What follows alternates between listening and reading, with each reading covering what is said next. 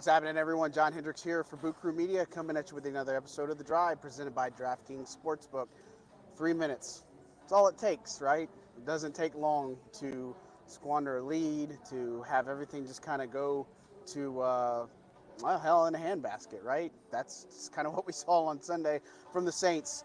Not ideal. The Saints did a great job. We talked about it on our pregame show that their best friend was going to be running the football here, controlling the clock, limiting the amount of possessions that Joe Burrow and company had going into this game. And look, you had this game well within reach. Obviously, some big differences are in the red zone. The efficiency was much better for the Bengals going into this one versus the Saints, who had to settle for a lot of field goals. And so those are things that obviously need to get fixed and cleaned up really quick. But, again, 3 minutes makes the difference in this game. And you look back at that drive where you go 3-and-out. You get a shanked punt. It's only 29 yards, maybe, I think, by Blake Gillikin. And then you have one play, and immediately it's a touchdown for Joe Burrow, and the Bengals. Jamar Chase had been kept in check for the most part during the day, but missed tackling is a big deal right now. It's not just one person. And, I think Mark Ingram said it best in the locker room, said that everybody has their hands or everybody has dirty hands in this loss from the last 3 minutes, and I would agree. I mean, you can look at, say, maybe there was a missed call at the end of the game. There was a lot of contact on it, but they didn't throw the flags. There were a few of those plays where they didn't throw flags for some of the content attacked and everything. And obviously, the roughing the passer call early on Demario Davis, Dennis Allen didn't want to talk about it. I don't blame him, because this is becoming more and more of a charade, if you will. And like Cam Jordan kind of talked about earlier in the week, that you just really have to go take a pillow, a blanket, and softly lay the quarterback down. I mean, the Saints did benefit from one of those calls too, but there's just not a level of consistency there, and the result's the same. You still doesn't matter. You still lost the game. You're 2-4. So the only really good news right now is, like, the Bucs are 3-3. There's tons of games left on the schedule, but again, we've been saying this week after week. At some point, you got to have something give, right? You have to either play better, you have to get it to result to wins, and you're facing a short week against the Cardinals on the road. Then you get a mini bye back home for the Raiders. This is going to be a really where this team is going to have to find themselves, right? They're going to have to overcome. They may get guys like Chris Olave back. Jameis Winston afterwards had told New Orleans Football's Mike Triplett that he was feeling better. Obviously, we kind of saw that a little bit during the week, but I would think Andy Dalton's still going to start here, right?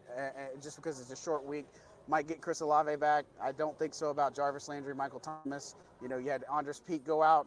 Looks like it might have been a chest or a pec injury. Lewis Kidd came in for him to play left guard. They didn't have Calvin Throckmorton in. So some of these things that happen throughout the course of the game, you lost Adam Troutman as well.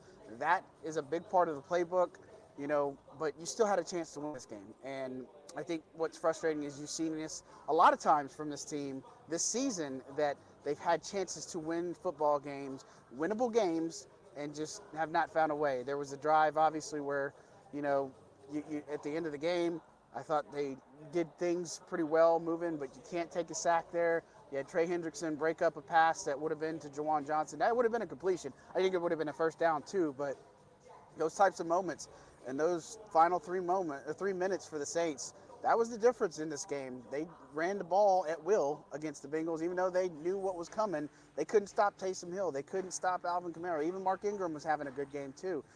You got a lot of good plays from some of these wide receivers, even though that you just didn't have your premier core of talent out there. You saw Rashid Shaheed. You saw the value that he brings. He's explosive, ran fast, got that touchdown, a 44-yarder, right? But again, and then what's encouraging, you obviously see Will Lutz perfect on the money for the day. But, again, results the same. You're 2-4 instead of 3-3. You had a chance to get back to 500. Now this is a team that's going to have to find themselves, and they're really going to have to see what they're made of, because, again, you talk to them in the locker room, everybody believes in each other. Again, the types of things that this isn't an area where this team is broken or hasn't figured it out, but you got to clean up the tackling. You're going to have a mobile quarterback in Kyler Murray next. You are also going to have to guard against DeAndre Hopkins. We'll see how Marshawn Lattimore ends up coming out of this one, but I was encouraged. I thought Paulson Adebo did a really good job there. Bradley Roby, that was a little bit tough. Tyron Matthew had some tough moments too, but getting Marcus May back was good. You didn't really have too many explosive plays like you did last week against the Seahawks, besides that one that just gave up for a touchdown. So 3 minutes. Saints fans, you know that games like that, anytime on the clock, that things can just just shift just like that in an instance. Happened to this team today. They're 2-4. Cardinals up next on Thursday Night Football. We'll be out there. Obviously, again, thanks to DraftKings for sponsoring today's video. Don't forget to use the code BOOT, BOOT, to get your chance to get $200 in free bets just from a $5 bet. A lot of crazy football happened today. Get in on the piece of the pie. That's a chance to get some free money. I'm John Hendricks for Boot Crew Media. Thanks again for tuning in.